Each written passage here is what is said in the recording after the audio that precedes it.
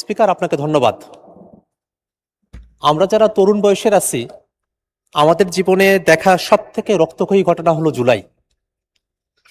জুলাই ঘটেছিল বলেই আজকে আমরা যারা এখানে সংসদে এসেছি, আমাদের এই সংসদে আসতে পারাটা সম্ভব হয়েছে জুলাই হয়েছিল বলেই। সেই জুলাই আমাদের ভাইদের সাহস এবং আত্মত্যাগ এবং আওয়ামীদের নৃশংসতার ঘটনায় ভরপুর। আমাদের ভাই আবু সাইদ 2 হাত প্রসারিত করে ওয়াসিম মিছিলে এসে আর মুক্ত মিছিলকারীদেরকে পানি পান করাতে করাতে এই অভ্যুত্থানে তারা জীবন দেন। এই অভ্যুত্থানে এত নৃশংসতার ঘটনা আওয়ামী লীগ ঘটিয়েছে। আমরা দেখেছি যে সাভারে মানুষদেরকে হত্যা করার পরে তাদেরকে ভ্যানে রাখা হয়েছে, পুড়িয়ে দেওয়া হয়েছে। কত মানুষ তারা ঘরের ভিতরে ছিলেন, শিশুরা, তাদেরকে রাস্তা থেকে, আকাশপথ থেকে গুলি করে তাদেরকে হত্যা করা হয়েছে। কত মানুষকে জেলখানায় বন্দী করা হয়েছে। কত মানুষ তারা এখন আর দেখতে পারেন না, কারণ তাদের চোখগুলো অন্ধ হয়ে গেছে, তাদের দেখার দৃষ্টিশক্তি সেটা কেড়ে নেওয়া হয়েছে। কত মানুষ এখনো পর্যন্ত পঙ্গু হয়ে আছে, কত মানুষ হাঁটতে পারে না, কত মানুষ, কত পরিবার তারা তাদের স্বজনদেরকে এখনো পর্যন্ত ফিরে পায় নাই। এত নৃশংসতা, এত বর্বরতা, যার মধ্য দিয়ে আমরা একটা নতুন জুলাই পেয়েছি। সেই জুলাইয়ের মধ্য দিয়ে বাংলাদেশ একটা ফ্যাসিবাদী শাসন থেকে মুক্ত হয়েছে। আমরা যখন এই জুলাইয়ের হত্যাকাণ্ডগুলোর কথা বলি, গণহত্যা, মানবতা বিরোধী অপরাধের কথা বলি, সেই সময়টাতে আওয়ামী লীগ জুলাইয়ের যে ঘটনা বলই আছে সেগুলোকে অস্বীকার করবার তারা চেষ্টা করে। তারা যে গণহত্যা করেছে সেটাকে তারা অস্বীকার করে। কিন্তু মাননীয় স্পিকার, তাদের এই অস্বীকারের যে যাত্রা সেটাকে ভঙ্গ করে দেয় জাতিসংঘের রিপোর্ট। জাতিসংঘের রিপোর্টের মধ্যে স্পষ্টতই উল্লেখ করা হয়েছে আওয়ামী লীগ 2024 সালে জুলাইতে বাংলাদেশে মানবতা বিরোধী অপরাধ সংগঠিত করেছে এই আওয়ামী লীগ। অতএব মাননীয় স্পিকার, আওয়ামী লীগ যতই নিজদেরকে প্রবোধ দেওয়ার চেষ্টা করুক না কেন, জাতির সামনে অস্বীকার করার চেষ্টা করুক না কেন, জাতিসংঘের এই রিপোর্টকে তারা মিথ্যা প্রমাণিত করতে পারবে না। আমাদের যেসব শহীদ পরিবারগুলো এখনো জীবিত আছে, আমাদের যেসব পঙ্গু ভাইয়েরা এখনো জীবিত আছে, তাদের রক্তের ওপর দিয়ে তারা জুলাইকে অস্বীকার করবার সাহস করতে পারবে না। মাননীয় স্পিকার, অত্যন্ত দুঃখ লাগে একটা বিষয় মাননীয় স্পিকার, আমাদের এই সংসদেও এমন 2-1 সরকার দলীয় সংসদ সদস্য আছেন যারা আওয়ামী লীগের বয়ানে বক্তব্য দেয় জুলাইকে কেন্দ্র করে। মাননীয় স্পিকার, পুলিশের খুন নিয়ে তারা কথা বলে, কিন্তু এই জুলাইতে এই যে হাজারো মানুষ শহীদ হয়ে গেলেন, তাদের জন্য তাদের মধ্যে কোনো মমত্ববোধ, কোনো সহানুভূতি তাদের মধ্যে জাগ্রত হয় না। মাননীয় স্পিকার, আওয়ামী লীগের যে ষড়যন্ত্র তত্ত্ব আছে, মেটিকুলাস ডিজাইনের যে কথাগুলো তারা বলে মাননীয় স্পিকার, সেই ধরনের বক্তব্য তথ্য দিয়ে আমাদের এখানে অনেক সংসদ সদস্য তারা কথা বলেন মাননীয় স্পিকার। কিন্তু মাননীয় স্পিকার, বাংলাদেশে সংগঠিত হওয়া সকল গণঅভ্যুত্থানের মধ্যে সব থেকে জনগণের অংশগ্রহণ বেশি ছিল। সমাজের নানা অংশের সকল শ্রেণী পেশার মানুষের, একে প্রবাসী থেকে শুরু করে দেশের মধ্যে যারা আছে, সকলের অংশগ্রহণে যে অভ্যুত্থানটা সংগঠিত হয়েছিল, গণমানুষের আন্দোলন সংগঠিত হয়েছিল, সেটা জুলাই। মাননীয় স্পিকার, এই যে জুলাইয়ে এত মানুষ জীবন দিল, এত মানুষকে খুন করা হলো, তাদের বিচারের কি গতি প্রকৃতি, সেই দিকে যদি আমরা একটুখানি তাকাই মাননীয় স্পিকার, তাহলে আমাদেরকে হতাশ হতে হয় মাননীয় স্পিকার। জুলাইতে যারা হত্যাযজ্ঞ করেছিল, গণহত্যা চালিয়েছিল, মানবতা বিরোধী অপরাধ করেছিল, তাদেরকে এখনো পর্যন্ত আমরা কোনো শাস্তি কার্যকর করতে দেখে নেই মাননীয় স্পিকার। শেখ হাসিনা এখনো পর্যন্ত দেশের বাইরে পালিয়ে আছে, এখনো পর্যন্ত শেখ হাসিনাকে দেশে ফিরিয়ে নিয়ে এসে বিচারের রায় কার্যকর করা আমরা দেখতে পারি নাই মাননীয় স্পিকার। আমরা সরকারের কাছে দাবি জানাই, অবিলম্বে শেখ হাসিনা সহ গণহত্যাকারী, মানবতা বিরোধী অপরাধের সাথে যারা যুক্ত আছে, তাদেরকে দেশে ফিরিয়ে নিয়ে এসে তাদের শাস্তি কার্যকর হোক মাননীয় স্পিকার। আমরা যদি আমরা যদি ট্রাইব্যুনালের বিচারগুলোর দিকে একটু তাকাই মাননীয় স্পিকার, তাহলে আমরা কি দেখব? এই সরকার গঠন করার পরে এই 4.5 মাসে এখনো পর্যন্ত নতুন যে প্রসিকিউশন টিম আছে, সেই প্রসিকিউশন টিম এখনো পর্যন্ত নতুন কোনো তদন্ত রিপোর্ট দাখিল করতে পারে নাই, নতুন কোনো ফরমাল চার্জ দাখিল করতে পারে নাই। আগে যতটুকু হয়েছিল তার উপরে ভিত্তি করে এখন পর্যন্ত বিচার কার্যক্রমটা চলছে। মাননীয় স্পিকার, আমরা সরকারের কাছে বিনীতভাবে জানতে চাই, নতুন যে প্রসিকিউশন টিম, তাদেরকে কি কাজ স্রোত গতিতে আগানোর কোনো নির্দেশনা সরকারের তরফ থেকে দেওয়া হয়েছে? যদি না হয়ে থাকে, তাহলে এই টিমকে শক্তিশালী করার জন্য যে ধরনের পদক্ষেপ নেওয়া দরকার, সেই পদক্ষেপগুলো নেওয়ার জন্য আমরা সরকারের কাছে আহ্বান জানাই মাননীয় স্পিকার। এখনো পর্যন্ত যে মাত্র 23 জন এখনো পর্যন্ত 20 জনের মতো প্রসিকিউশন টিমে আছে। এত মামলা, এখানে 450-এর উপরে এখানে কমপ্লেন জমা হয়েছে, এখনো পর্যন্ত 100টা মামলাও এখনো বিচারের আওতায় আসে নাই। আমরা সরকারের কাছে আহ্বান জানাবো, প্রসিকিউশন টিমের সংখ্যা বাড়িয়ে, আদালতের সংখ্যা বাড়িয়ে, ট্রাইব্যুনালের সংখ্যা বাড়িয়ে, সেখানে আইওদের সংখ্যা বাড়িয়ে, যত ধরনের ফেসিলিটিস দরকার আছে সমস্ত ফেসিলিটিস গুলো দিয়ে এই বিচারটা যাতে তড়িৎ গতিতে করা হয়, সেজন্য আমরা সরকারের কাছে আহ্বান জানাই মাননীয় স্পিকার। সম্প্রতি একজন গণহত্যাকারী, মানবতা বিরোধী অপরাধের অপরাধীকে আমরা দেখেছি যে কোর্ট 10 বছরের জন্য সাজা দিয়েছে। এই মানবতা বিরোধী অপরাধী হাসানুল হক ইনু, তার বিরুদ্ধে 3টা চার্জ প্রমাণিত হয়েছে। 3টা চার্জে আলাদা আলাদা করে 10 বছর 10 বছর 10 বছর করে 30 বছরের সাজা হওয়ার কথা ছিল। কনকারেন্টলি মাত্র 10 বছরে সেটাকে সীমাবদ্ধ করে ফেলা হয়েছে। মাননীয় স্পিকার, আমরা সরকারের কাছে আহ্বান জানাই, সরকার যেন আপিল করার মধ্য দিয়ে যেভাবেই সম্ভব হোক না কেন, যারা এই গণহত্যার সাথে সংযুক্ত আছে, যারা মানবতা বিরোধী অপরাধের সাথে সংযুক্ত আছে, তাতে সর্বোচ্চ শাস্তি কার্যকর করার দিকে উদ্যোগ গ্রহণ করে। সেজন্য আমরা সরকারের কাছে আহ্বান জানাই। মাননীয় স্পিকার, মাননীয় স্পিকার, আওয়ামী লীগের বিচার নিয়ে বলা হয় যে দল আওয়ামী লীগ তারা দলগতভাবে এই গণহত্যা সংগঠিত করেছিল। সেই আওয়ামী লীগের দলগত বিচারের কি অবস্থা? আমাদের মাননীয় স্বরাষ্ট্রমন্ত্রী বলেছিলেন যে সেই ব্যাপারে তদন্ত চলছে, কিন্তু আসলে বাস্তবতা হলো সেই তদন্তের কোনো কার্যকারিতা এখনো পর্যন্ত নেই। সেই তদন্ত এখনো পর্যন্ত ঢিমে তালে চলছে, সেই তদন্ত এখনো পর্যন্ত আলোর মুখ দেখে নাই। আমরা সরকারের কাছে আহ্বান জানাবো, অবিলম্বে দল হিসেবে আওয়ামী লীগ এর বিচার কার্যকর করার সমস্ত ধরনের পদক্ষেপ সরকারকে গ্রহণ করতে হবে। মাননীয় স্পিকার, মাননীয় স্পিকার, এটা তো হলো আইসিটির ভিতরের কথা। আমরা যদি সারা দেশের মামলাগুলোর দিকে তাকাই, সেখানে একটা হতাশার দৃষ্টি আমাদের দিকে এসে ধরা পড়ে। মাননীয় স্পিকার, সারা দেশে এতগুলো মামলা হয়েছে, কোন মামলায় এখনো পর্যন্ত কোনো চার্জশিট দাখিল করা হয়নি। মাননীয় স্পিকার, সারা দেশে যে এতগুলো মামলা করা হলো, সেই মামলাগুলো কোন পর্যায়ে আছে, সেই মামলাগুলোতে কবে চার্জশিট দাখিল করা হবে, এরকম কোন ধরনের সুনির্দিষ্ট সময়সীমা সরকারের পক্ষ থেকে ঘোষণা করা হয়নি। মাননীয় স্পিকার, এই কারণে আমরা সরকারের কাছে দাবি জানাবো, মাননীয় স্পিকার, সারা দেশে যে মামলাগুলো করা হয়েছে, সেই মামলাগুলোতে দ্রুত সময়ের মধ্যে তদন্ত শেষ করে চার্জশিট দাখিল করে যারা গণহত্যা মানবতা বিরোধী অপরাধের সাথে যুক্ত ছিল, সারা দেশের সবাইকেই যেন শাস্তির আওতায় নিয়ে আসার ব্যবস্থা গ্রহণ করা হয়। সেজন্য আমরা সরকারের কাছে আহ্বান জানাই। মাননীয় স্পিকার, মাননীয় স্পিকার, আমাদের এই জুলাইতে এত মানুষের আত্মত্যাগ, সে আত্মত্যাগ গুলোকে যেন আমরা ভুলে না যাই। একটা নতুন বাংলাদেশ গড়ার জন্য তারা আত্মত্যাগ করেছিলেন, নতুন একটা শাসন কাঠামোর জন্য তারা আত্মত্যাগ করেছিলেন। সেই শাসন কাঠামো বাংলাদেশে আসবে যদি আমরা গণভোটের গণরায়কে মেনে নিই। মাননীয় স্পিকার, সে কারণে সরকারের কাছে সেই আহ্বানটা রেখে আমি আমার বক্তব্য এখানে শেষ করছি। মাননীয় ধন্যবাদ মাননীয় সদস্য। বক্তব্য রাখবেন মহিলা আসন নম্বর 45 রোকেয়া বেগম। রোকেয়া বেগম, আপনার সময় 4 মিনিট। ধন্যবাদ। আসসালামু আলাইকুম। মাননীয় স্পিকার, আপনাকে ধন্যবাদ আমাকে কথা বলার সুযোগ দেওয়ার জন্য। আমি জুলাই আন্দোলনে শহীদ হওয়া শহীদ জাবির ইব্রাহিমের মা। আমার কষ্টটা একটু অন্যরকম। আমি সারাক্ষণই আমার ছেলের কষ্টে নিমজ্জিত থাকি, তবুও দাঁড়িয়েছে এখানে শুধু বলার জন্য যে আমার ছেলের হত্যার বিচারের সাথে সাথে আমার যত 1400 শহীদ পরিবার আছে, যত শহীদ আছে এবং আহত জুলাই যোদ্ধা যারা আছেন, তাদের বিচার, শহীদের বিচার এবং জুলাই যোদ্ধাদের চিকিৎসার ব্যবস্থা করার জন্য। আমি জানি যে গণহত্যা হয়েছে সেটার আর কোনো প্রমাণের দরকার নাই। যা আমরা সামনে চোখে দেখছি, যারা রাস্তায় ছিল তারা দেখেছে, যে প্রমাণগুলো আমাদের সামনে আছে সেগুলি যথেষ্ট। আজকে গণহত্যার যেই চিত্র আমরা দেখতে পেয়েছি, সেটার জন্য আর নতুন করে কোনো কিছুর দরকার হবে না। আমি এই জন্য আমাদের মাননীয় প্রধানমন্ত্রীর কাছে শুধু আবেদন রাখতে চাই, আপনারা গণরায় মেনে নিন এবং জুলাই সনদকে বাস্তবায়ন করুন। তাহলে আমাদের যে কাঙ্ক্ষিত যে ব্যবস্থা আছে সেগুলো সম্পূর্ণ করা হবে। মাননীয় স্পিকার, আপনাকে ধন্যবাদ। ধন্যবাদ মাননীয় সদস্য। বক্তব্য রাখবেন ঢাকা 14 থেকে নির্বাচিত মাননীয় সদস্য মীর আহমদ বিন কাসেম। আপনার সময় 5 মিনিট। ধন্যবাদ। মাননীয় স্পিকার, আপনাকে ধন্যবাদ। এই সংসদে আমরা যারা দাঁড়িয়ে আছি, আমরা প্রত্যেকেই জুলাই শহীদদের কাছে ঋণী। তাদের আত্মদান, তাদের এই ত্যাগের কারণে আজকে আমরা আরেকবার পেরেছি দ্বিতীয় স্বাধীনতা, আমরা এখানে দাঁড়িয়ে আরেকবার গণতন্ত্র চর্চার সুযোগ পাচ্ছি। কিন্তু অত্যন্ত দুঃখের সাথে বলতে হচ্ছে, সেই তাদের যে প্রথম যে দাবি ছিল বিচারের বাস্তবায়ন, আজকে সেই বিচার থমকে দাঁড়িয়ে আছে। মাননীয় স্পিকার, আমাদের সম্মানিত বক্তা আখতার সাহেব অলরেডি বলেছেন যে এখন পর্যন্ত 4.5 মাসে একটি নতুন তদন্তর প্রতিবেদন দাখিল করা হয়নি। তদন্ত সংস্থা, ট্রাইব্যুনাল এবং এর সঙ্গে সংশ্লিষ্ট তারা সবাই আন্ডার ফান্ডেড, আন্ডার স্টাফড, এবং সরকারের পক্ষ থেকে এই মামলাগুলো তদারকি করার কোনো উদ্যোগ আমরা দেখতে পাচ্ছি না। মাননীয় স্পিকার, আমরা সুস্পষ্টভাবে সরকারের কাছে আজকে ঘোষণা জানতে চাই যে এই মামলাগুলো তদারকি করার জন্য সরকার কি ব্যবস্থা গ্রহণ করেছে।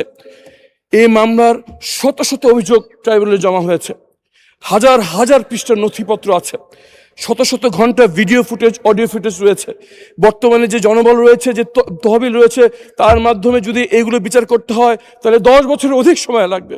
কিন্তু যদি এখন বিশেষ বরাদ্দ দেওয়া হয়, মিনিমাম 2টি ট্রাইব্যুনাল স্থাপন করা হয়, প্রসিকিউশনের উপর আরও দক্ষ লোক নিয়োগ এবং তাদের উপর নিয়মিত তদারকি করা হয়, হয়তো কোনো বিচার অগ্রগতি আমরা দেখতে পারবো। তার চেয়েও বড় ভয়ঙ্কর অবস্থা হচ্ছে বিচারের গতির ব্যাপারে।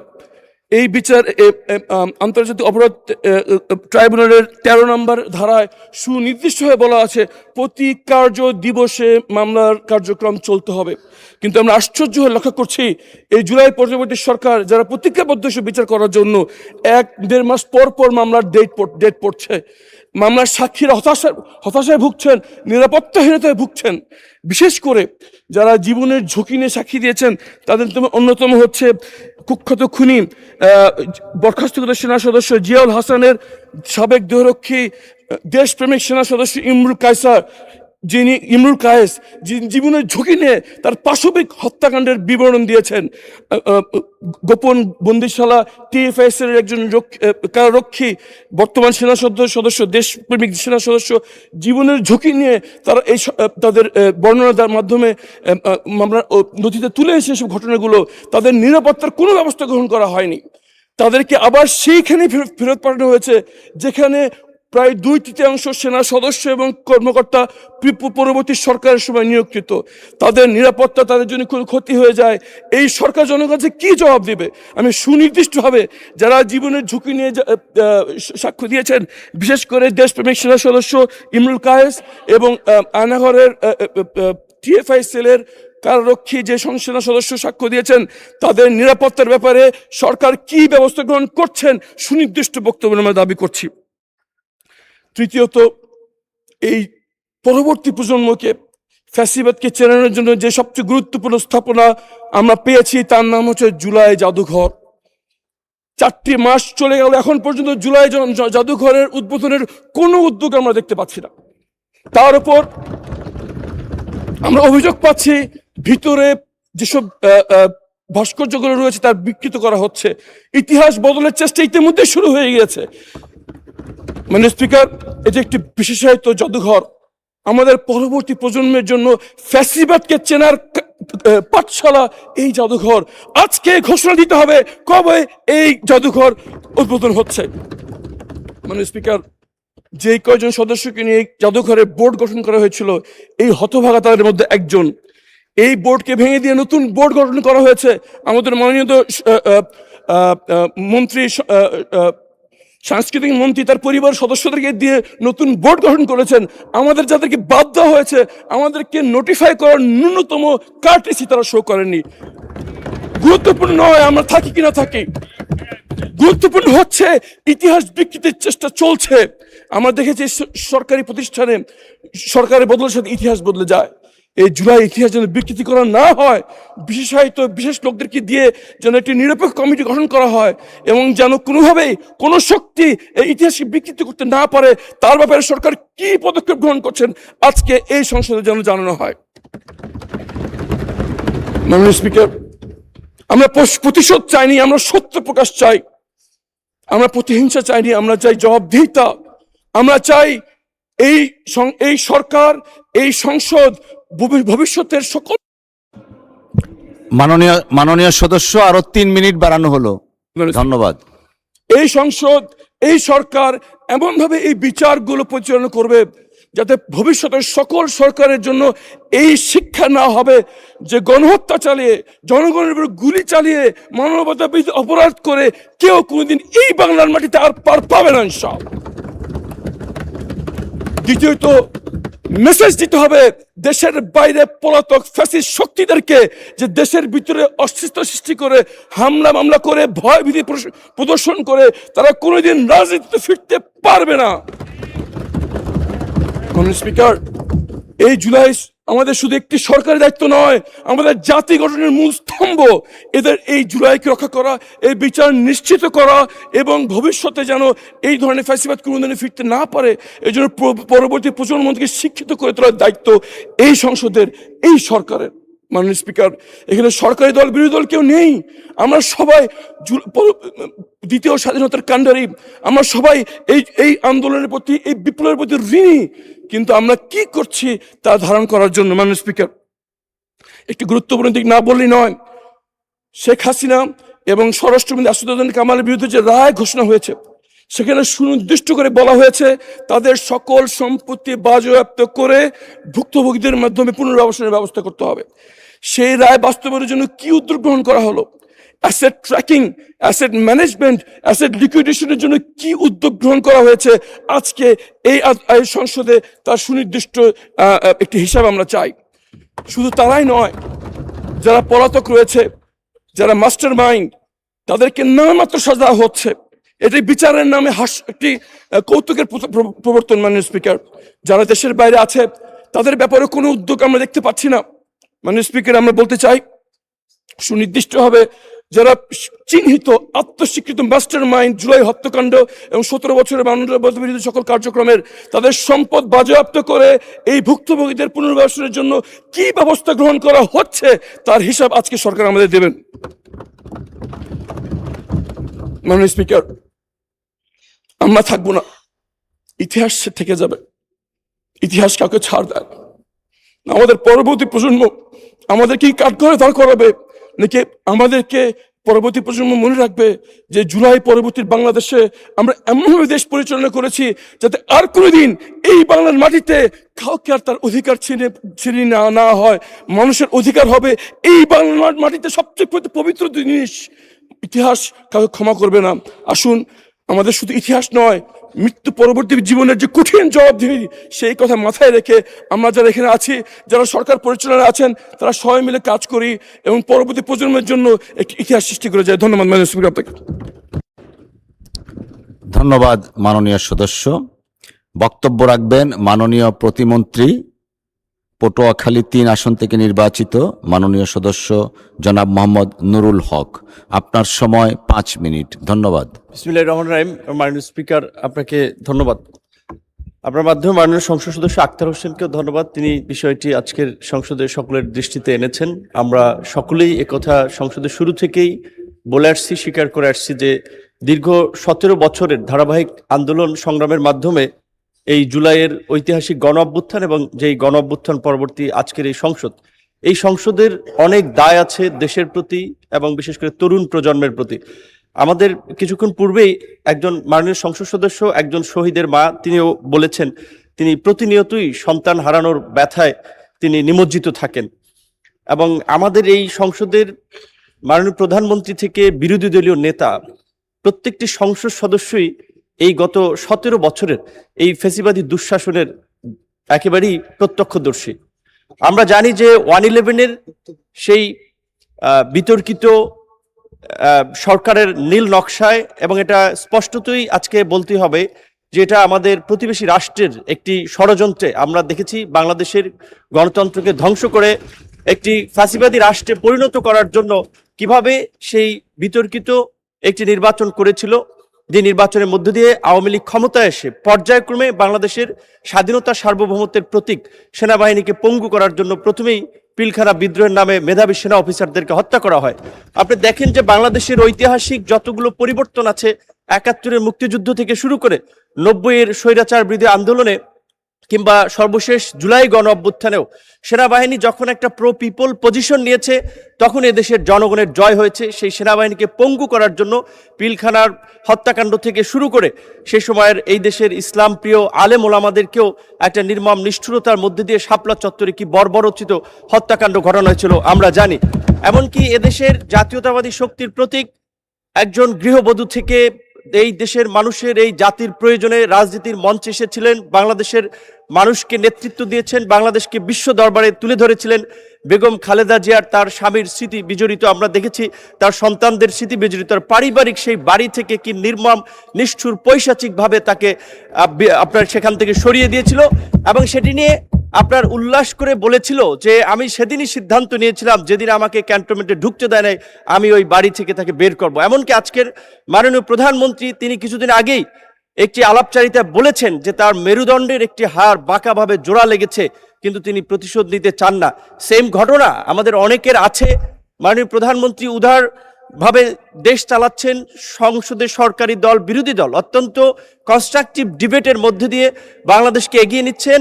আমি একজন সংসদ সদস্য হিসেবে আমিও আজকে মাননীয় প্রধানমন্ত্রী সহ সকলের কাছে বিনীত অনুরোধ করব যে একটি রাজনৈতিক সমঝোতার মধ্যে দিয়ে অবশ্যই এই ফ্যাসিবাদের বিচার নিষ্পত্তির প্রশ্নে আমাদেরকে ঐক্যমত হতে হবে, এবং বাংলাদেশে ভবিষ্যতে যেন কোনো ফ্যাসিবাদী শক্তি ক্ষমতায় না আসতে পারে, কেউ যেন জনগণের উপরে এই ধরনের গণবিরোধী অবস্থান নিয়ে গুম খুন হত্যাযজ্ঞ না চালাতে পারে। তার জন্য আওয়ামী লীগকে একটা দৃষ্টান্তমূলক বিচার রাজনৈতিক দল হিসেবে অবশ্যই করতে হবে, এবং এই বিচারে যারা অভিযুক্ত হবে তাদের সম্পত্তি ক্রোক করে, তাদের সম্পত্তি বাজেয়াপ্ত করে ক্ষতিগ্রস্ত পরিবারকে পুনর্বাসন করতে হবে। আমাদের আজকের বিরোধী দলীয় চিফ হুইপ থেকে শুরু করে অনেকে আছেন এখানে যারা ইন্টারিম গভর্নমেন্টের সময়ও দায়িত্বে ছিলেন, কয়েকজন আমরা দুঃখজনকভাবে লক্ষ্য করেছি, এবং এটি স্পষ্টতই সত্য যে আমাদের অনেক আহত এবং পঙ্গু আমাদের যোদ্ধারা, আমাদের ভাই বোনেরা শুধুমাত্র সঠিক চিকিৎসা না পাওয়ার কারণে তারা সুস্থ হয়ে উঠতে পারে। এর দায় অন্তর্বর্তী সরকারের সময়ে যারা স্বাস্থ্য মন্ত্রণালয়ের চিকিৎসার দায়িত্বে ছিলেন তাদেরকে নিতে হবে। আজকে আমাদের অনেক তরুণ বন্ধুরা বিপ্লবী কথাবার্তা বলেন, অথচ দীর্ঘ 18 মাস তারা কিন্তু সরকারের একেবারে অবিচ্ছেদ্য অংশ ছিল, পার্ট ছিল। এই বিচার কিংবা এই আহতদের ক্ষতিপূরণ, তাদের কল্যাণের জন্য তারা সঠিক পরিকল্পনা নেয়নি, এটা অত্যন্ত দুঃখজনক। এমনকি আমরা দেখেছি এই জুলাই গণঅভ্যুত্থান আহতদের তালিকা নিয়েও একটি নয়ছয় করা হয়েছে। কাজী মুক্তিযোদ্ধা মন্ত্রী যিনি এই জুলাই অধিদপ্তরের দায়িত্ব আছেন, আমি অনুরোধ করব শুধুমাত্র এই 36 দিনের আন্দোলন নয়, গত এই 17 বছরের আন্দোলন সংগ্রামে আহত পঙ্গুত্ব বরণকারী প্রত্যেকটি ব্যক্তিকে রাষ্ট্রের পক্ষ থেকে তালিকা করে ক্ষতিপূরণ দিতে হবে। এবং আওয়ামী লীগের প্রশ্নে, বাংলাদেশের পররাষ্ট্রনীতির প্রশ্নে বাংলাদেশের সাথে ভারতের সম্পর্ক কি হবে, এই বিষয়ে সরকারি দল এবং বিরোধী দলের একটি নীতিগত সমঝোতা রাষ্ট্রের স্বার্থে প্রয়োজন। এই আহ্বান রেখে আমি আমার বক্তব্য শেষ করছি। আল্লাহ হাফেজ। ধন্যবাদ মাননীয় প্রতিমন্ত্রী। বক্তব্য রাখবেন মাননীয় বিরোধী দলীয় চিফ হুইপ জনাব মোহাম্মদ নাহিদ ইসলাম। আপনার সময় 7 মিনিট। ধন্যবাদ আপনাকে। বিসমিল্লাহির রহমানির রহিম। মাননীয় স্পিকার, আপনাকে ধন্যবাদ। জুলাই গণ অভ্যুত্থান এবং তৎকালীন গণহত্যার বিচার সংশ্লিষ্ট আলোচনা সুযোগ করে দেওয়ার জন্য মাননীয় স্পিকার এবং জাতীয় সংসদের সকল সদস্যদেরকে ধন্যবাদ জানাচ্ছি। জুলাই গণ অভ্যুত্থানের 2 বছর আমরা পার করতে যাচ্ছি, এটা জুলাই মাস চলমান। আমি জুলাই গণ অভ্যুত্থানের সকল শহীদ এবং আহত ভাই বোনদেরকে শ্রদ্ধার সাথে স্মরণ করছি, এবং স্মরণ করছি জুলাই গণ অভ্যুত্থানে ছাত্র তরুণ সহ সকল পেশাজীবী মানুষ যারা অংশ নিয়েছেন, দেশে বিদেশে, রাজনৈতিক অরাজনৈতিক যারাই সেখানে ভূমিকা রেখেছেন, ত্যাগ স্বীকার করেছেন, তাদের সবাইকে আজকের এই দিনে আমি স্মরণ করছি। আজকে মাননীয় স্পিকার 14ই জুলাই, আজকের দিনটিও একটি ঐতিহাসিক দিন। এই 14ই জুলাই 2024 সালে বৈষম্যবিরোধী ছাত্র আন্দোলনের নেতৃত্বে সেই সময়ের রাষ্ট্রপতি এবং দুঃখজনকভাবে এখনকারও যিনি রাষ্ট্রপতি, তার কাছে আমরা একটা স্মারকলিপি দিয়ে এসেছিলাম। সেটা ছিল সেই দিনের কর্মসূচি 14ই জুলাইয়ের। এবং আমরা দেখলাম যে 14ই জুলাই রাতেই তৎকালীন ফ্যাসিস্ট শেখ হাসিনা, তৎকালীন অবৈধ প্রধানমন্ত্রী, তিনি চীন সফর থেকে দেশে এসেই এই আন্দোলনরত শিক্ষার্থীদের নিয়ে একটা কটূক্তি করেন, তাদেরকে রাজাকারের নাতিপুতি বলে আখ্যা দেন। এবং সেই রাজাকারের বিরুদ্ধে, সেই আখ্যার বিরুদ্ধেই শিক্ষার্থীরা, বিশেষত নারী শিক্ষার্থীরা ঢাকা বিশ্ববিদ্যালয়ের রোকেয়া হল সহ সারা বাংলাদেশের সকল ক্যাম্পাস থেকে ছাত্রছাত্রীরা বের হয়ে তুমি কে আমি কে, রাজাকার রাজাকার, কে বলেছে স্বৈরাচার স্বৈরাচার, স্লোগানে মুখরিত করেছিল বাংলাদেশ, সেদিন থেকেই জুলাই গণ অভ্যুত্থান একটা রাজনৈতিক চরিত্র লাভ করে এবং আমরা পরবর্তী ঘটনাসমূহ সবকিছু জানি। তো অন্তর্বর্তী সরকারের সময় এই দিনকে জুলাই উইমেন্স ডে হিসেবে পালন করা হয়েছিল। এই সরকার চাইলে এই দিনটা আজকে স্মরণ করতে পারতেন, পালন করতে পারতেন, কারণ জুলাই গণ অভ্যুত্থানের নারীদেরকে আমাদের স্বীকৃতি দিতে হবে, স্মরণ করে যেতে হবে। তাদের আত্মত্যাগ কোনোভাবেই আমরা ভুলতে পারবো না। ফলে এখনো সময় আছে, সরকার চাইলে নারীদের নিয়ে এরকম, আমি জানি না তারা অলরেডি এরকম পরিকল্পনায় আছে কিনা। তো যেহেতু আজকে মূলত বিচার নিয়ে আমাদের প্রধান ফোকাস, বিচার নিয়ে অলরেডি কথা বলেছেন আক্তার হোসেন, আইনি জায়গা থেকে কথা বলেছেন। তো জুলাই গণ অভ্যুত্থান নিয়ে আমরা দেখছি মাননীয় স্পিকার এখনো ষড়যন্ত্র, জুলাই গণ অভ্যুত্থানের ব্যাখ্যা, মুক্তিযুদ্ধের সাথে তুলনা, কে ছোট কে বড়, ষড়যন্ত্র, নানান ব্যাখ্যা আসতেছে। এবং ফ্যাসিস্ট আওয়ামী লীগ এবং ভারতীয় মিডিয়া এই জুলাই গণ অভ্যুত্থানকে শুরু থেকেই ডিফেমিং করে গিয়েছিল, বিরুদ্ধে অবস্থান নিয়েছিল। কিন্তু মাননীয় স্পিকার, দুঃখ লাগে যখন জুলাই গণ অভ্যুত্থানে আমাদের শরিক বা প্রধান স্টেক হোল্ডারও যদি বলি, রাজনৈতিক দল হিসেবে বিএনপি এবং এই সংসদে উপস্থিত আছেন তাদের সরকার দলীয় কিছু কিছু এমপি এই গণ অভ্যুত্থানের বিরুদ্ধে কথা বলছে। জুলাই গণ অভ্যুত্থান কি ডিজাইন ছিল না ষড়যন্ত্র ছিল, মাননীয় স্পিকার ওনারা জানেন না। ওনারা জানেন না কে কিভাবে আন্দোলনে এসেছিল, কে কখন মারা গিয়েছে, স্নাইপার ছিল কি ছিল না, ওনারা জানেন না। তো মাননীয় স্পিকার, তো যারা জানেন, যারা মাঠে ছিল তাদের থেকে জেনে নিতে পারেন উনি, কিন্তু এই ধরনের বক্তব্যের আমরা কঠোর নিন্দা এবং প্রতিবাদ জানাই। মাননীয় স্পিকার, আমরা আরো দেখি এই সরকার দলের বিএনপির সংসদ সদস্য যিনি জুলাই গণ অভ্যুত্থানে যারা মারা গিয়েছেন এবং তাদের সাথে পুলিশি হত্যাকাণ্ডের তুলনা করছেন। এই বয়ানটা আওয়ামী লীগের বয়ান এবং পুলিশের হত্যাকাণ্ড এটা নাকি হাজার ছাড়িয়ে যাবে, হাজারে প্রকাশ করতে হবে, এই ধরনের কথা তিনি টকশোতে গিয়ে বলে বেড়াচ্ছেন। আমরা মুজিব বাহিনীর মুক্তিযোদ্ধাদের ইতিহাস জানি, সেই গল্প আজকে বলবো না মাননীয় স্পিকার। তো কথায় কথায় মুক্তিযুদ্ধকে বিকৃত করা, মুক্তিযুদ্ধের সাথে জুলাই গণ অভ্যুত্থানকে তুলনা করার ষড়যন্ত্র এবং রাজনীতি মাননীয় স্পিকার আমরা কিন্তু ঠিক মতোই বুঝি। মাননীয় স্পিকার, মামলা বাণিজ্য 1499টা মামলা হয়েছে প্রথম আলো একটা রিপোর্টের অনুসারে 5ই আগস্টের পরে। এর মধ্যে প্রথম আলো 40টি মামলা খতিয়ে দেখেছে প্রথম আলোর একটা অনুসন্ধানী রিপোর্টে। মামলার বাদীদের 14 জন বিএনপির সাথে জড়িত। 21টি মামলার হওয়ার আগে পরে কোনো না কোনো আসামির কাছ থেকে অর্থ দাবি, অর্থ লেনদেনের অভিযোগ পাওয়া গিয়েছে। বাকি 19 মামলায় রাজনৈতিক, ব্যবসায়িক, পেশাগত, পারিবারিক দ্বন্দ্ব থেকে অনেককে আসামি করা হয়েছে বলে অভিযোগ করেছেন ভুক্তভোগী ব্যক্তি ও তাদের স্বজনরা। আমার কাছে নামগুলোও আছে, অনেকগুলা রিপোর্ট এসেছে বিএনপির কারা কারা তৃণমূলে এই অনেকগুলা ভুয়া মামলা করেছে, যে মামলায় যে আসল আসামি, যে গণহত্যাকারী, তার নামও আছে, আবার একজন সাধারণ ব্যবসায়ী বা ব্যক্তিগত দ্বন্দ্ব আছে তার নামও আছে। এমনকি বিএনপির অনেক নেতাকর্মীরও নাম আছে, তার অন্য পক্ষ হলে, অন্য কোরাম হলে তাদের নামও সেই মামলায় ঢুকিয়ে দেওয়া হয়েছে। এই হচ্ছে মাননীয় স্পিকার মামলার, সারা দেশে যে সাধারণ মামলাগুলো এবং অন্তর্বর্তী সরকারের সময় স্বরাষ্ট্র মন্ত্রণালয় থেকে উদ্যোগ নেওয়া হয়েছিল এই মামলাগুলোকে স্ক্রুটিনি করা। স্বরাষ্ট্রমন্ত্রী ভালো বলতে পারবেন এখন কি অবস্থায় আছেন। তারপরে মাননীয় স্পিকার, আইসিটির ট্রাইব্যুনাল, তো ট্রাইব্যুনালের চিফ প্রসিকিউটর ওনারা সরিয়ে দিলেন, ওনারা ক্ষমতায় এসে কেন সরিয়ে দিলেন এর কোনো ব্যাখ্যা আমরা ওনাদের কাছ থেকে পাইনি। তা আমরা আশা করেছি যে উনি সরিয়ে দিয়েছেন ওনারা, যে এই কাজ, মামলার কাজ যাতে দ্রুততার সাথে এগোয়, আরো দক্ষতার সাথে যাতে ওনারা বিচারগুলো করতে পারেন।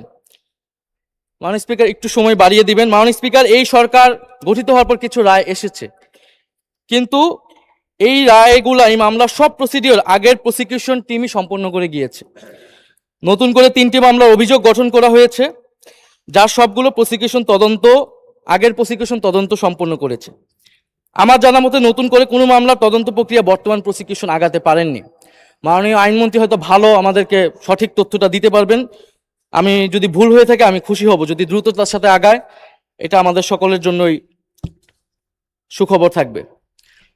মাননীয় স্পিকার, যদি জি, আপনাকে আর 2 মিনিট বাড়িয়ে দেওয়া হলো, ধন্যবাদ। মাননীয় স্পিকার, আমাদের একজন সংসদ সদস্য বলেছেন বিরোধী দলীয়, যে এই ট্রাইব্যুনাল দিয়ে বিচার সম্পন্ন করতে হলে দক্ষ বিচারক লাগবে, ট্রাইব্যুনাল বাড়াতে হবে।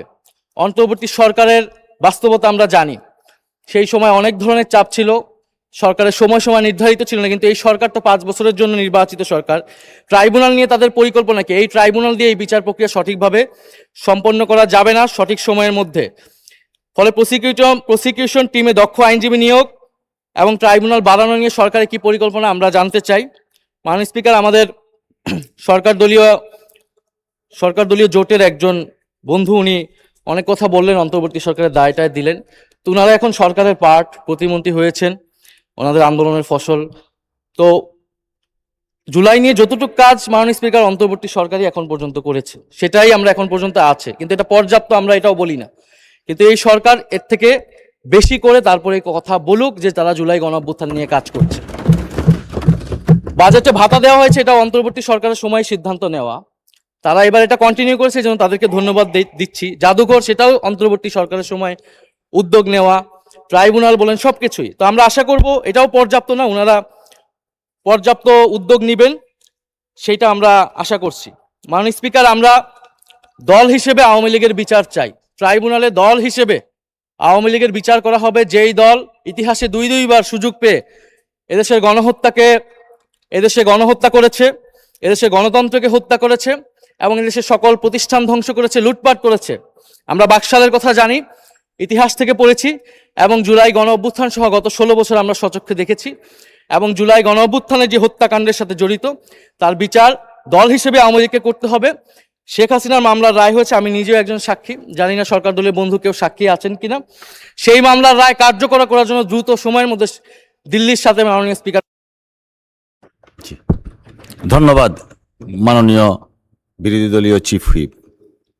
বক্তব্য রাখবেন মাননীয় আইন, বিচার ও সংসদ বিষয়ক মন্ত্রী জনাব মোহাম্মদ আসাদুজ্জামান। আপনার সময় 10 মিনিট। ধন্যবাদ আপনাকে। মাননীয় স্পিকার, আপনাকে ধন্যবাদ। মাননীয় স্পিকার, বিরোধী দলীয় চিফ হুইপের সাথে কণ্ঠে কণ্ঠ মিলিয়ে বলছি, আজকে 14ই জুলাই।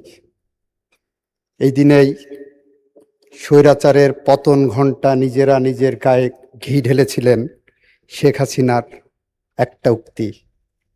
তারপরে আন্দোলন দাবানলে রূপ নিয়েছিল।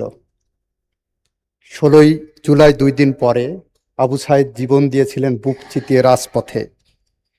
তাই আমরা বিশ্বাস করি জুলাই আন্দোলন এদেশের স্বীকৃত সত্য। জুলাই গণ অভ্যুত্থান আমাদের ইতিহাসের অবিচ্ছেদ্য অংশ হয়ে গেছে।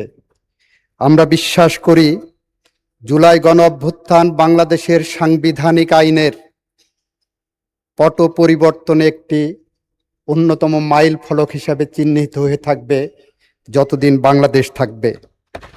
মাননীয় স্পিকার, জুলাই আমাদের চেতনা, জুলাই আমাদের অহংকার, আমাদের বিশ্বাস, আমাদের নিত্যদিনের চর্চার কেন্দ্র, যেটা বাংলাদেশের মানুষ উপলব্ধি করছে। আমাদের মাননীয় প্রধানমন্ত্রী যখন টেকনাফ থেকে তেঁতুলিয়া, রূপসা থেকে পাথুরিয়া পর্যন্ত গ্রামে গঞ্জে, মাঠে ঘাটে, খালে বিলে পায়ে হেঁটে যখন সৈনিকের সাথে তার খাবার ভাগ করে খান, যখন কৃষকের পাশে যেয়ে দাঁড়ান, যখন শ্রমিকের সাথে হ্যান্ডশেক করেন, যখন বৈষম্যের পথ ধরে হাঁটেন, এটাই জুলাই চেতনার অবিচ্ছেদ্য অংশ। মাননীয় স্পিকার, আমরা সেরকম একটি জুলাই চেতনা ধারণ করে এগিয়ে যাচ্ছি।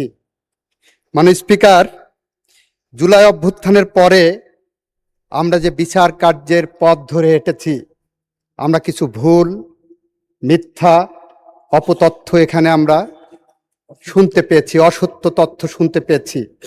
আমরা দায়িত্ব নেওয়ার পরে 16টি তদন্ত কার্য সম্পন্ন হয়েছে মাননীয় স্পিকার। তার মধ্যে 12টি তদন্ত রিপোর্ট জমা হয়েছে, যেটা চার্জ ফ্রেম হবে, এবং 4টি চার্জ ইতিমধ্যে ফ্রেম হয়েছে। আমরা দায়িত্ব নেওয়ার পরে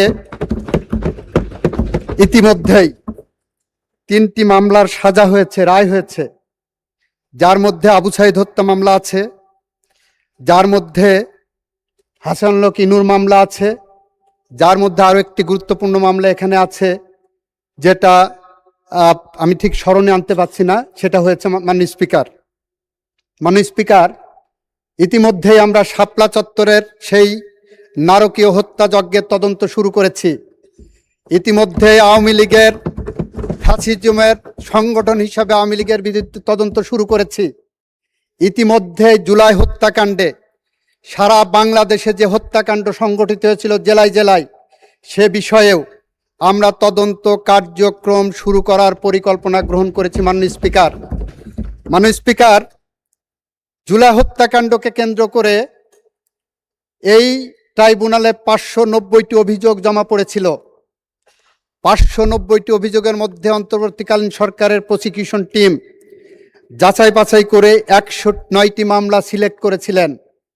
সেই 109টি মামলার মধ্যে 43টি মামলায় তদন্ত প্রতিবেদন দাখিল হয়েছে, 6টি মামলায় বিচার কার্য সম্পন্ন হয়েছে, 16 জনের মৃত্যুদণ্ড হয়েছে, 11 জনের যাবজ্জীবন কারাদণ্ড হয়েছে, 35 জনের বিভিন্ন মেয়াদে সাজা হয়েছে, 1 জন রাজসাক্ষীকে খালাস দেওয়া হয়েছে, 26টি মামলা এখনো বিচারাধীন আছে, 4টি মামলার রায় এখন অপেক্ষমান আছে। মাননীয় স্পিকার, এটা হলো তথ্য, রেকর্ড থেকে বলছি। মাননীয় স্পিকার, আমাদের মধ্যে, আমরা যারা জুলাই চেতনায় বিশ্বাস করি, আমাদের মধ্যে বিভেদের সুর দেখে দিল্লিতে বসে হুঙ্কার পাড়া হচ্ছে। আমাদের মধ্যে বিভেদের সুর দেখে দিল্লিতে বসে বলছে আত্মসমর্পণ করবেন। আমি আপনার মাধ্যমে গোটা জাতিকে জানাতে চাই, যারা আত্মসমর্পণ করার হুঙ্কার দিচ্ছেন, বাংলাদেশের প্রচলিত আইনে তাদের আত্মসমর্পণের কোনো সুযোগ থাকবে না। মাননীয় স্পিকার, কারণ আইনের কাছে তারা দণ্ডপ্রাপ্ত আসামি, বাংলাদেশের সীমানায় ঢোকার সাথে সাথে তারা গ্রেপ্তার হবেন।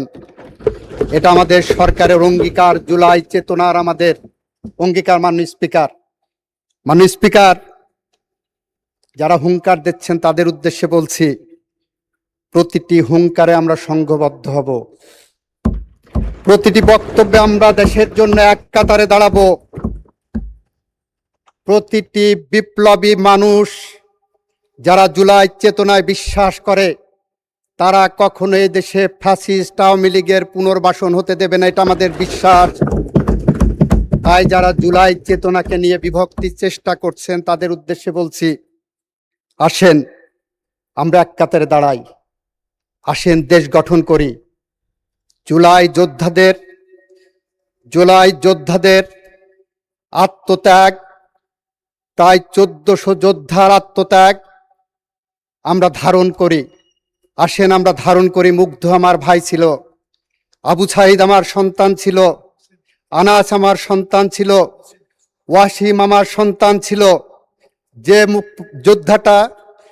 জুলাই যোদ্ধাটা গুলিবিদ্ধ হয়ে আজকে হাসপাতালের বিছানায় এখনো কাতরাচ্ছে, যে এখনো অন্ধ হয়ে আছে, যার হাত উড়ে গেছে, যার মাথার মগজ খুলে উড়ে গেছে, আসেন তাদের সাথে পাশে ঐক্যবদ্ধভাবে দাঁড়াই।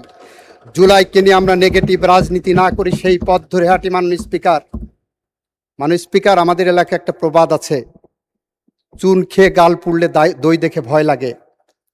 জুলাইকে নিয়ে যখন আপনারা কথা বলেন, তখন কেমন যেন একটা সন্দেহ ভাব তৈরি হচ্ছে।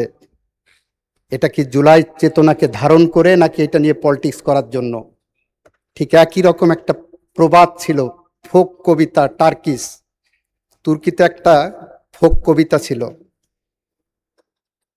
একজন সন্দেহপ্রবণ প্রেমিক তার প্রেমিকাকে বলছে, তুমি বলো তুমি বৃষ্টি ভালোবাসো, কিন্তু তার তলে তুমি ছাতা নিয়ে হাঁটো। তুমি বলো তুমি সূর্য ভালোবাসো, কিন্তু রোদের দিন ছায়া খোঁজো। তুমি বলো তুমি বাতাস ভালোবাসো, কিন্তু যখন সে আসে তুমি জানালা বন্ধ করো। তাই আমি ভয় পাই যখন তুমি বলো তুমি আমাকে ভালোবাসো। মাননীয় স্পিকার, যখন ওনারা বলেন জুলাইকে ভালোবাসেন এবং গণভোটের মধ্যে প্রতারণামূলক প্রশ্ন অন্তর্ভুক্ত করা হয় এবং সেইটা নিয়ে রাজনীতি করা হয়, তখন আমাদের ভয় লাগে, এটা কি জুলাই চেতনা বাস্তবায়ন নাকি অন্য কোনো পথে হাঁটার সুর? মাননীয় স্পিকার, সেই কারণে আমি আহ্বান জানাবো, আসেন না জুলাই চেতনাকে ধারণ করে ফ্যামিলি কার্ড কর্মসূচিকে কিভাবে দুয়ারে দুয়ারে পৌঁছানো যায় সেই পথ ধরে হাঁটি। আসেন না জুলাইয়ের চেতনা ধারণ করে বাংলাদেশের কৃষকের হাতে কৃষিকার্ড পৌঁছে দিই। আসেন না জুলাইয়ের চেতনা ধারণ করে বাংলাদেশের যে ইমামটা প্রতি সপ্তাহে কারো না কারো বাড়ি তাকে আশ্রয় নিতে হয় খাওয়ার জন্য, তার পাশে দাঁড়াই। আসেন না জুলাইয়ের চেতনা ধারণ করে বাংলাদেশের কর্মসংস্থানের ব্যবস্থা করি, আধিপত্যবাদ সাম্রাজ্যবাদের বিরুদ্ধে রুখে দাঁড়াই। আসেন নৈরাজ্যবাদের বিরুদ্ধে যেভাবে সংগ্রাম করেছি সেই সংগ্রামের পথ ধরে হাঁটি। ইতিহাস থেকে শিক্ষা নেন।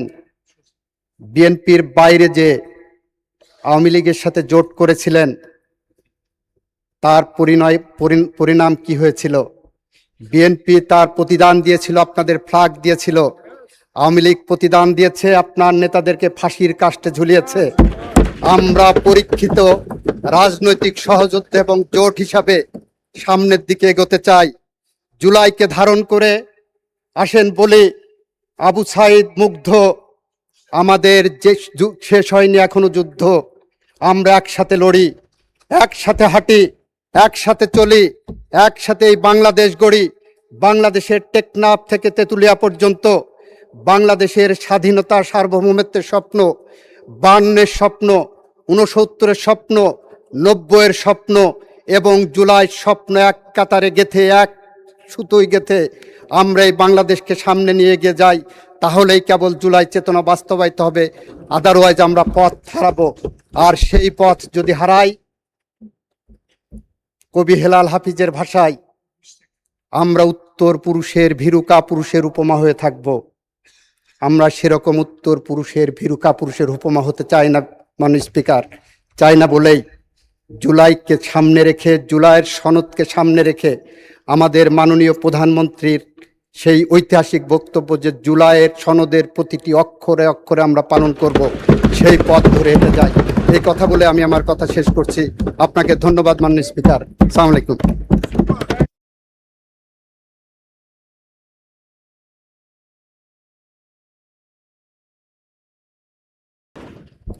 ধন্যবাদ মাননীয় আইনমন্ত্রী। এ পর্যায়ে বক্তব্য রাখবেন মাননীয় বিরোধী দলীয় নেতা ডক্টর মোহাম্মদ শফিকুর রহমান। আপনার সময় 8 মিনিট। ধন্যবাদ আপনাকে।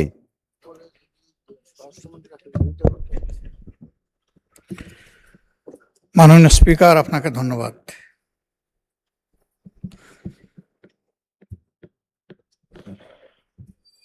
সরকারি দলের পক্ষ থেকে না, আমাকে না দিলেও চলবে সময়। উনি বলতেছেন যে ওইদিকে 10 মিনিট 12 মিনিট দিয়ে আমাকে 8 মিনিট দিয়েছেন, আমাকে না দিলেও হবে। না মাননীয় নেতা, উনাদের 2 জন বক্তা মাত্র, ঠিক আছে, মানে থ্যাংক ইউ so টাইমের much। পরিমাণ এদিকে বেশি। তো আমি ধন্যবাদ। জুলাই সম্পর্কে কথা শুনতে চেয়েছিলাম, কিন্তু দুঃখজনকভাবে অনেকে পিছনের দিকে দৌড়াইতে গিয়ে 96 পর্যন্ত গেলেন। আর একটু গেলে 91 পর্যন্ত যেতে পারতেন। 96-তে থেমে গেলেন কেন? 96-এর ব্যাখ্যা দিয়েছেন চমৎকার ভাবে, যে 96-এ একসাথে আমরা জোট করি নাই, জোট হয়েছে বিএনপির সাথে। এর বাইরে কারো সাথে এর আগে আমাদের জোট ছিল না। যদি বলা হয় এটা 1 থেকে 100 পর্যন্ত পুরাটা মিথ্যা। এটা ইতিহাস জানার কমতি, এটা রাজনীতিতে অনভিজ্ঞতা।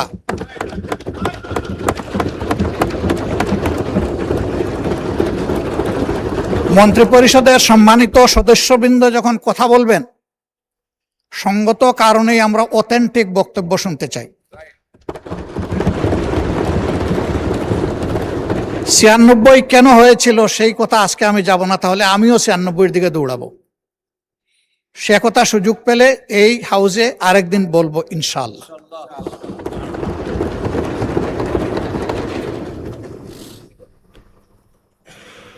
আমার আরেকজন মাননীয় প্রতিমন্ত্রী তিনি বলেছেন,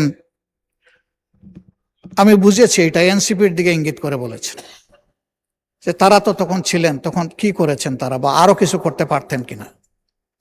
আমি ওই দোষাদোষিতে যেতে চাই না। এই ব্যাপারে এনসিপির আহ্বায়ক বক্তব্য রেখেছেন এবং চমৎকার করে বলেছেন যে আমরা এটা করেছি ওইটা করেছি, আরো করা দরকার ছিল, আমরা পারি নাই, এখন আপনারা করেন, এটাই হওয়া উচিত। আমি গিয়েছিলাম ব্যাংককের হাসপাতালে পঙ্গু জুলাই যোদ্ধাদেরকে দেখতে। আমি সবার সাথে কথা না বলতে পারলেও অনেকের সাথে কথা বলেছি। আমি জানতে পেরেছি যাদেরকেই পাঠানো হয়েছে চিকিৎসার জন্য, এইটা সদ্য সাবেক সরকারের সময়ই পাঠানো হয়েছে। কিন্তু এখনো আমাদের কাছেও আসে, আমার বিশ্বাস সরকারি দলের নেতৃবৃন্দের কাছেও যায়। বহু আহত পঙ্গু যোদ্ধা চিকিৎসার জন্য এখন দাঁড়ে দাঁড়ে ঘোরায়। আমার অনুরোধ, সরকার যেন তাদের দিকে দৃষ্টি দেয়। ওই দোষারোপের রাজনীতিতে যাওয়ার দরকার নেই, দায়িত্ব পালন হোক, শান্তি পাবো। আরেকটা কথা এখানে অনেকেই বলেছেন, আমি আরেকবার বলতে চাই। জুলাই ছিল ফলাফলের সময়, কিন্তু তার ক্ষেত্র তো 17.5 বছর। এই সময়ের ভিতরে যারা গুম হয়েছেন, খুন হয়েছেন, পঙ্গু হয়েছেন, তাদেরকে ফেলে দেওয়া, ভুলে যাওয়া উচিত হবে না। এটা নিজের আত্মার সাথে বিশ্বাসঘাতকতার সামিল হবে। তাকে পরম শ্রদ্ধায় তাদেরকে স্মরণে রাখতে হবে, শুধু মুখে নয়, কাজে।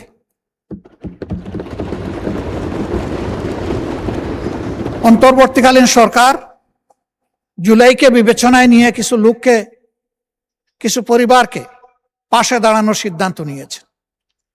আমি আগেও বলেছি, এখনো অনুরোধ করব, যাদের তিলে তিলে স্যাক্রিফাইসের কারণে এই জুলাই সফল হয়েছিল, তাদের জন্য অনুরূপ সমান ব্যবস্থা করা হোক। এতে যদি এখানকার সংসদ সদস্যদের তাদের কোনো ফ্যাসিলিটি কার্টেল করে ওইটা করতে হয়, আমি প্রথমে আমারটা অফার করছি। যাদের কারণে আজকের এই সংসদ, তাদের প্রতি আমাদের অবশ্যই দায়বদ্ধতা রয়েছে। এ দায় পরিশোধ করতেই হবে, এর কোনো বিকল্প নেই। শুধু জুলাইয়ের পঙ্গু নয়, সেই সময়ের পঙ্গুরা, আহতরা, গুলিবিদ্ধরা, যারা এখনো পিলেট আর বুলেট নিজের বডিতে নিয়ে তারা ঘুরাচ্ছেন, দিনরাত যন্ত্রণায় কাতরাচ্ছেন, কারো ঘাড়ে, কারো কোমরে, কারো বুকে, এগুলার সাক্ষী আমরা সবাই। তাদের প্রতি আমাদেরকে অ্যাটেনশন দিতে হবে। তাহলে আগামীতে এই দেশে বেশি বেশি করে বীর জন্ম নেবে ইনশাআল্লাহ।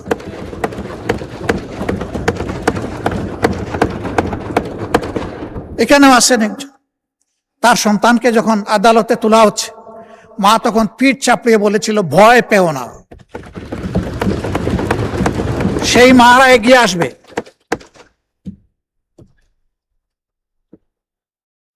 কিন্তু আমরা যদি বিস্মৃত হয়ে যাই, তাদেরকে যদি আমরা ফেলে দেই, তাহলে এটা হবে না।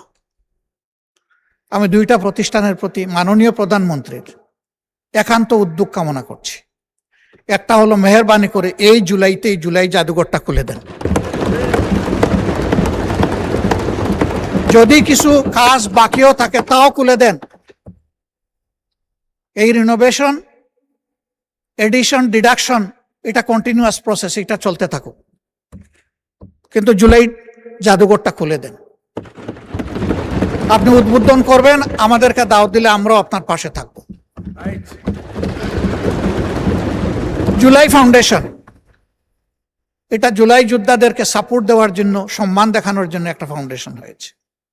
আমি ব্যতীত শুনে, যদি এটা সঠিক হয়ে থাকে, এই ফাউন্ডেশনের কর্মচারী কর্মকর্তারা গত 5 মাস ধরে তারা কোনো বেতন পান না। আমি এটা জানি না ভাই, আমি যেটা জানি না সেটা আমি বলবো কিভাবে?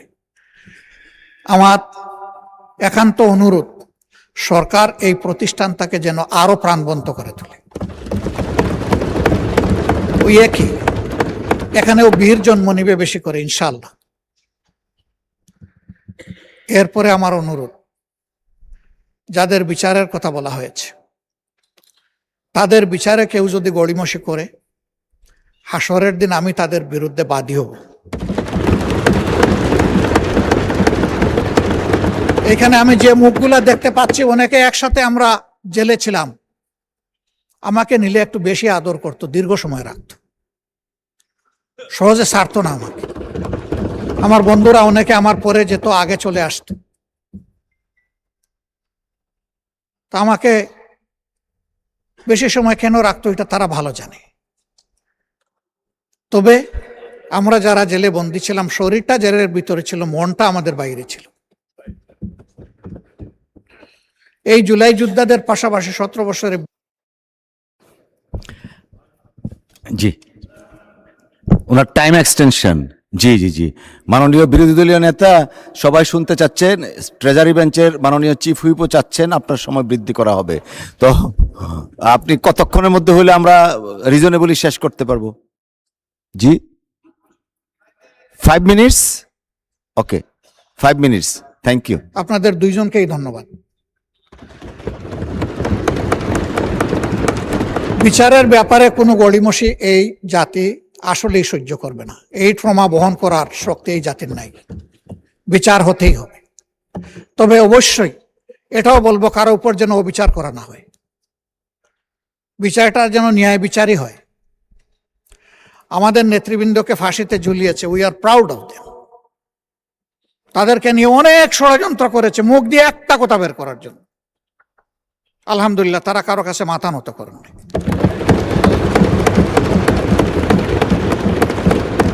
ফাঁসির তক্তার উপর দাঁড়িয়ে তারা বিজয়ের গান শুনিয়ে গেছেন আমাদেরকে। তারা শক্তি এবং সাহস আমাদেরকে দিয়ে গেছে, আমরা তাদেরকে নিয়ে গর্বিত।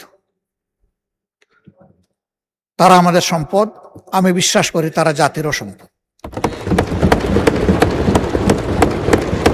কিছু মিডিয়া, সবাই নয় তবে বেশিরভাগ, সেই সময় স্বৈরাচারকে ভয়ঙ্কর স্বৈরাচার হইতে সাহায্য করেছিল।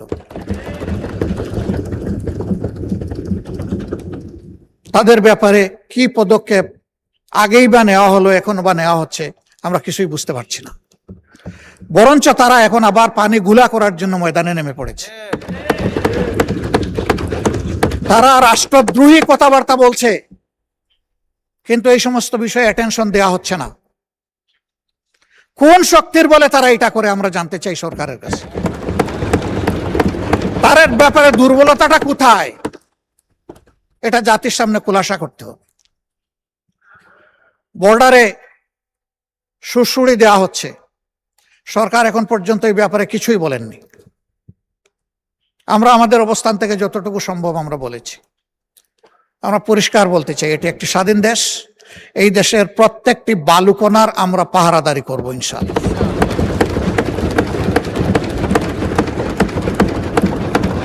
আমরা বলতে আমি বিরোধী দল মিন করছি না, আমরা বলতে এই পুরা হাউস এবং 18 কোটি মানুষকে মিন করছি।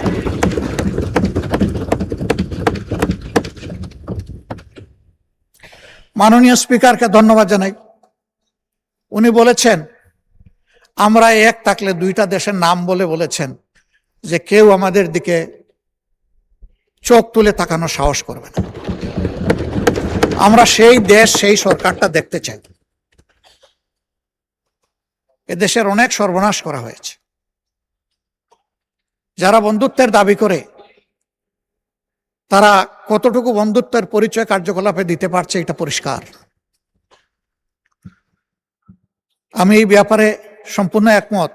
আইনমন্ত্রী বলেছেন যে এই জায়গায় আমাদের একটা কমন পলিসি, এবং সম্ভবত প্রতিমন্ত্রী জনাব নুরুল হক নূর বলেছেন যে আমাদের একটা ঐক্যমত হতে হবে, তাদের ব্যাপারে আমাদের দৃষ্টিভঙ্গিটা কি হবে। আমরা একমত। জুলাইয়ের এই 14 তারিখটা বড় সেন্সিটিভ তারিখ। এই তারিখেই আগুন লেগেছিল। ওরা দুটা স্লোগান দিয়েছিল, একটা ছিল তুমি কে আমি কে রাজাকার রাজাকার, আর একটা বলেছিল লেগেছে রে লেগেছে, রক্তে আগুন লেগেছে। এই সময়টা আমি দায়িত্বশীল সমস্ত নেতৃবৃন্দ, বিরোধী দল সহ সরকারি দল সহ আমি অনুরোধ করব, ভেরি ভেরি কেয়ারফুল। আমি ধন্যবাদ জানাই মাননীয় শিক্ষামন্ত্রীকে, তিনি একটা দুঃখ প্রকাশ করেছেন তার একটা মন্তব্যের জন্য। আসলে তিনি দুঃখ প্রকাশ করেছেন, এই জন্য এখানে আর বলার কিছু নেই। কিন্তু এটা শুনে আমার মোটেই ভালো লাগেনি।